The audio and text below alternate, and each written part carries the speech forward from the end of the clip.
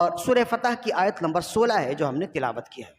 आयत नंबर 16 में अल्लाह रब्बुल इज़्ज़त ने जो इरशाद फरमाया उसका मफ़हूम यह है। अल्लाह रब्बुल इज़्ज़त ने इरशाद फरमाया कुल लिल मुखल्लफ़ीन मिनल अअराब सतुदअऊना इला कौमिन उली बातिन शदीद। प्यारे हबीब सल्लल्लाहु अलैहि वसल्लम, तुम फरमा दो कि ऐ लोगो, अन करीब तुम ऐसी कौम से मुकाबले के लिए बुलाए जाओगे जो इंतहाई सख्त और झगड़ालू और जंगजू होगी। तुकातिलूनहुम औ युस्लिमून, तुम उनसे क़िताल करोगे या उन्हें कत्ल करोगे या वो मुसलमान हो जाएंगे। फ़इन तुतीउ युअतिकुमुल्लाहु अजरन हसना, फिर अगर तुम उस बुलाए पर इत्तिबा करते हुए, इताअत करते हुए आगे बढ़ गए, अल्लाह तुम्हें अजर अज़ीम अता फरमाएगा। व इन ततवल्लौ कमा तवल्लैतुम मिन क़ब्ल युअज़्ज़िबकुम अज़ाबन अलीमा, और अगर तुम फिर गए जैसे पहले फिर गए थे तो अल्लाह तुम्हें सख्त अदाब देगा। यह इस आयत करीमा का तर्जमा।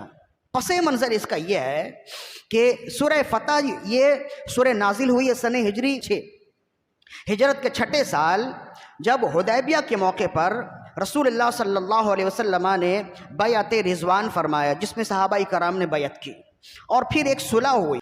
तो रसूलुल्लाह सल्लल्लाहु अलैहि वसल्लम तमाम सहाबाई कराम को लेकर चले थे उम्रा अदा करने के लिए, लेकिन हुदैबिया के मैदान पर, हुदैबिया के मकाम पर आपको रोक दिया गया और वहाँ से अहले मक्का कहते रहे कि हम आपको आने नहीं देंगे, इसलिए कि वहाँ उनकी इजारादारी थी, वो कुफार मुश्रिकीन थे, वो कहते थे हम आपको आने नहीं देंगे। और आप ये अपने आप ये फरमाते कि हम कोई जंग जिदाल के लिए नहीं आए, हम कोई मुकाबले के लिए नहीं आए, हम तो फ़कत उम्रा अदा करेंगे चले जाएंगे।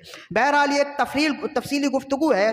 हुआ ये बिल आखिर के सुलह हुदैबिया का मामला हुआ और चंद बहुत से निकात पर एक सुलहनामा तैयार किया गया और उस सुलहनामे में बहुत सारी बातें थी। उसमें से एक बात ये थी कि इस साल तो हम आपको आने नहीं देंगे, अगले साल आप आएंगे और जितने लोग हैं उतने ही लोग आएंगे। 1500 हैं तो 1500 ही आएंगे और इस साल का हमारा वादा अगले साल पूरा होगा, इस साल हम आपको आने नहीं देंगे। जब ये सुलहनामा तैयार हो गया, रसूलुल्लाह ने दस्तखत फरमा दिए, तो आपने सहाबाई कराम से फरमाया अब चलो घर चलो, यहाँ से ही अपना एहराम खोलो, कुर्बानी करो और बाल मुंडाओ और वापस चलो। तो जाहिर है सहाबाई किराम तो बड़ी खुशी खुशी आए थे कि हम उम्रा अदा करेंगे, 6 सालों के बाद ये हमारी सआदतमंदी होगी कि हम बैतुल्लाह का तवाफ़ करेंगे, अल्लाह के घर को देखेंगे। जब रसूलुल्लाह ने फरमाया वापस चलो, तो अब कहते हैं कि सहाबाई किराम बहुत अफसुर्दा हो गए और रसूलुल्लाह सल्लल्लाहु अलैहि वसल्लम भी उदास थे। तो कहते हैं आप वापस मदीने की तरफ जा रहे थे, अभी 3 मंजिल आपने तय किए थे कि कुरान मजीद की आयत नाजिल हुई और फरमाया गया इन्ना फतहना लका फतह मुबीना, प्यारे हबीब हमने आपको फतेह मुबीन दे दिया है। मतलब यह है कि सहाबाई किराम तो ये समझ रहे थे बास कि हमने दब कर फैसला कर लिया और हम उनकी मान गए, लेकिन अल्लाह रब्बुल इज़्ज़त ने फरमाया तुमने दब के फैसला नहीं किया, बल्कि ये तुम्हारे लिए फतेह मुबीन है। अल्लाह ने इस फैसले के साथ ही तुम्हारे लिए फतूहात के दरवाजे खोल दिए हैं और अल्लाह ने फिर उन्हें वादा फरमाया कि हम अनकरीब तुम्हें बहुत से माल गनीमत से नवाजेंगे। लिहाजा अब इस वाक़ये के बाद सन हिजरी 7 में तमाम सहाबाई किराम दोबारा गए उम्रा अदा करने और इनकी तादाद 1500 ही थी। इसे कहते हैं उम्रतुल क़ज़ा। सीरत के कोई भी किताब आप उठाएंगे उसमें उम्रतुल क़ज़ा देखेंगे तो ये सारा बयान मिल जाएगा। सन हिजरी 7 में रसूलुल्लाह सल्लल्लाहु अलैहि वसल्लम दोबारा उम्रा अदा करने के गर्ज से चले और सहाबाई किराम भी आपके साथ थे और इनकी तादाद भी आई नहीं उतनी थी जितनी सन हिजरी 6 में थी। सन हिजरी 6 और 7 के दरमियान में अल्लाह ने खैबर रसूलुल्लाह सल्लल्लाहु अलैहि वसल्लम के हाथ पर फतह करवा दिया और इंतहाई आसानी के साथ खैबर फतह हो गया सन हिजरी 6.5 में, यानी इस वाक़ये के फ़कत 6 महीने के बाद खैबर फतह हो गया।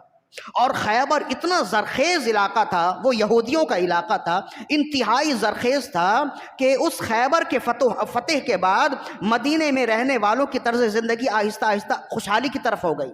बड़ा माल गनीमत मदीने में आया तो तमाम सहाबाई किराम और गिरदो पेश के जो देहाती थे वो सब के सब जमा हो गए माल गनीमत लेने के लिए। अच्छा, सहाबाई किराम की तादाद तो 1500 थी जो उमरा के लिए चले थे, बाकी बहुत सारे देहाती ऐसे थे जो पीछे रह गए थे। उन्होंने और लोगों को भी रोका और ख़ुद भी रुक गए। उनका कहना था ये जा तो रहे लेकिन वापस घर नहीं आएंगे, सब के सब मारे जाएंगे, इसलिए कि इनका मुकाबला सुपर पावर से है। तो इन्होंने रोका और सहाबाई किराम पर हंसते भी रहे, मुनाफिकीन भी थे, कुछ ऐसे लोग भी थे जो देहाती थे, उनकी बातों में आ गए तो वो लोग उधर नहीं गए। सुलह के मौके पर या उम्रा अदा करने के लिए रसूलुल्लाह के साथ पहली दफ़ा भी नहीं गए, और जब पहली दफ़ा नहीं गए तो जाहिर है कि दूसरी दफ़ा भी नहीं गए। लेकिन अब इस वाक़ये के फ़कत 6 महीने के बाद जब खैबर फतह हुआ तो कहते हैं वो सब के सब आ गए माल गनीमत लेने के लिए, सब के सब माल गनीमत लेने के लिए आ गए। अब जब वो माल गनीमत लेने के लिए आगे बढ़े और तलब करने लगे तो रसूलुल्लाह ने फरमाया, मुझे मेरे रब ने मना किया है और मुझे मेरे रब ने हुक्म दिया है कि जो लोग मेरे साथ बैत रिजवान में थे माल गनीमत के हकदार वही लोग हैं, इसके अलावा और कोई दूसरे लोग नहीं हैं। लिहाजा तुम पहली दफ़ा बैठे रहे तो अब भी बैठे रहो, तुम इसके हकदार नहीं हो। लिहाजा वो अपना सा मुंह लेकर चले गए। लेकिन रब्बे ज़ुल जलाल ने फरमाया कि हमने तुम्हें पहली बार आजमा लिया, एक बार और आजमाएंगे। फरमाया अब वो कहने लगे ना जनाब, ये खुद कुरान मजिद की आयत है, शगलतना अम्वालुना व अहलुना, वो आकर कहते थे कि हम फ़कत इस वजह से नहीं रुक गए थे कि हम बुज़दिल हैं, हमें तो कुछ मजबूरी हो गई। कोई आकर कहते कि जनाब मैं बीमार था, कोई आकर कहता बच्चा बीमार था, कोई आकर कहता कि हमारे फल पककर तैयार थे, हम उसी में मसरूफ रह गए। तो हर अपनी अलग अलग उज़्र-ख़ाही करता, जो बाद मुनाफिकीन भी थे उनमें से अक्सर।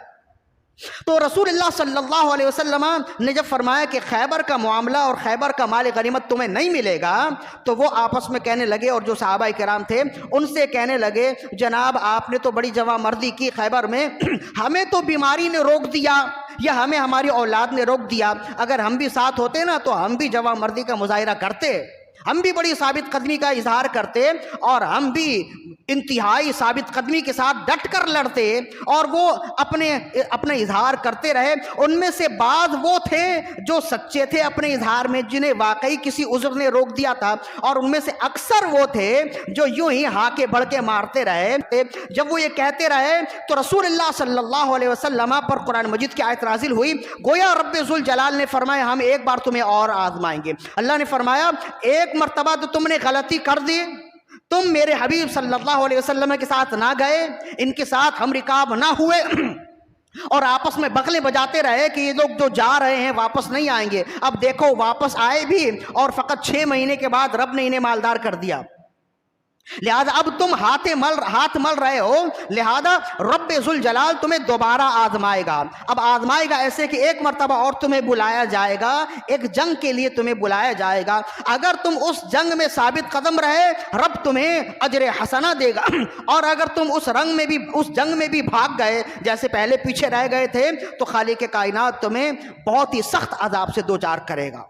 तो उस वक्त कुरान मजीद की आयत नाजिल हुई। अब इस आयत का खुलासा यही है, ये उन लोगों के लिए नाजिल हुई जिनमें से अक्सर मुनाफिकीन थे और बात देहाती थे जो इन मुनाफिकीन की बातों में आ गए थे। अल्लाह ने फरमाया कुल लिल मुखल्लफीन मिनल आराब, प्यारे हबीब पीछे रह जाने वाले देहातियों से कह दीजिए, सतुदआउना इला कौमिन उली बातिन शदीद, अन करीब तुम बुलाए जाओगे एक कौम से मुकाबला करने के लिए, उली बातिन शदीदिन जो इंतहाई बहादुर और जंगजू कौम है, तो कातिलून हम और युस्लिमून, और उस जंग का फैसला होगा या तो तुम उन्हें कत्ल करोगे या वो मुसलमान हो जाएंगे। फ़इन तुतीउ युअतिकुमुल्लाहु अजरन हसना, फिर अगर तुम उस जंग में बुलाने वाले की इत्तिबा करोगे और जंग में शामिल हो जाओगे, रब तुम्हें अजर हसना देगा। वइन ततवल्लौ कमा तवल्लैतुम मिन क़ब्ल, और अगर तुम पीछे रह गए जैसे पहले पीछे रह गए थे, युअज़्ज़िबकुम अज़ाबन अलीमा, तो रब तुम्हें दर्दनाक अजाब देगा।